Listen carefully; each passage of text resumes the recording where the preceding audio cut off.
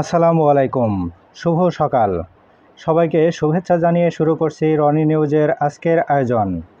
আজ রবিবার 13 জুলাই 2025, 29 আষাঢ় 1432 বঙ্গাব্দ, 17 মহরম 1447 হিজরি। জানিয়ে দেব আজকের দৈনিক বাংলাদেশ প্রতিদিন পত্রিকার প্রধান প্রধান শিরোনামগুলি।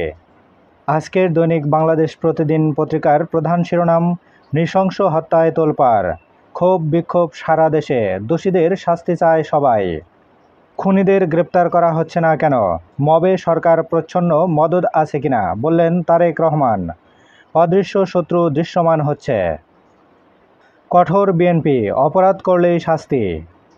জুলুম নির্যাতন হত্যা গুম কামালের বড় গুণ, আসাদুজ্জামান খান বস্তায় ঘুষ খান। পূর্ণাঙ্গ আদেশে ট্রাইব্যুনাল, সম্পূর্ণ সত্য প্রকাশ করলে ক্ষমা পাবেন চৌধুরী মামুন। যুক্তরাষ্ট্র বাংলাদেশ দ্বিতীয় দফার বাণিজ্য আলোচনা শেষ, কাটল না শুল্ক সংকট। চাঁদাবাজি না ব্যবসার দ্বন্দ্ব, স্বজন ও পুলিশের ভিন্ন দাবি। শনাক্ত 19, গ্রেপ্তার 5, একজনের স্বীকারোক্তি। সোহাগ হত্যা মামলার আসামিকে গতকাল নেওয়া হয় আদালতে। 5 কোটি টাকা চাঁদা না পেয়ে পল্লবীতে তাণ্ডব, শ্যামলীতে পরনের কাপড়ও ছিনতাই। রাজধানীর পল্লবীতে অস্ত্র হাতে বেপরোয়া চাঁদাবাজরা। দেখলেন প্রথম পাতার শিরোনামগুলি। এবার শেষের পাতা। হত্যা মামলায় সাজা কমেছে যেভাবে। 2 বছরের রায়ে 238 মামলায় 123টিতেই খালাস। শতভাগ সাজার হার 48.32%। ঝুঁকিতে পোশাক খাত, অর্ডার কমে যাওয়ার আশঙ্কা। বাংলাদেশ থেকে পোশাকের ক্রয়াদেশ পিছিয়েছে ওয়ালমার্ট।